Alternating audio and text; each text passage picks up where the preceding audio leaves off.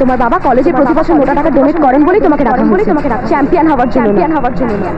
আমি না হয় ফালতু কথা বলছি, কিন্তু প্রিন্সিপাল তো আর ফালতু কথা বলবে না। তাকে গিয়ে জিজ্ঞেস করলে হয়। তোমার বাবা কলেজে প্রতি বছর মোটা টাকা ডোনেট করেন বলেই তোমাকে রাখা হয়েছে চ্যাম্পিয়ন হওয়ার জন্য।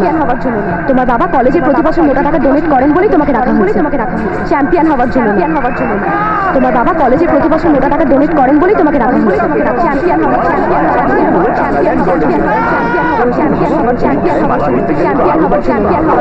চ্যাম্পিয়ন হওয়ার জন্য।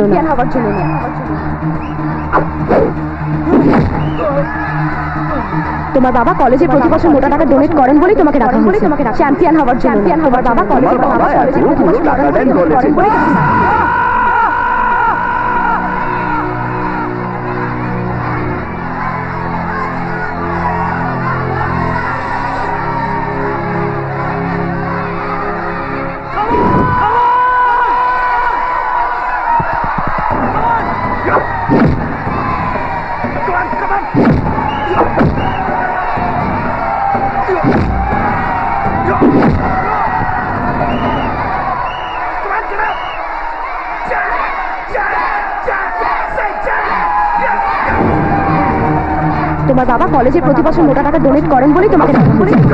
তোমার বাবা কলেজে প্রতি বছর মোটা টাকা ডোনেট করেন বলেই তোমাকে রাখা হয়েছে।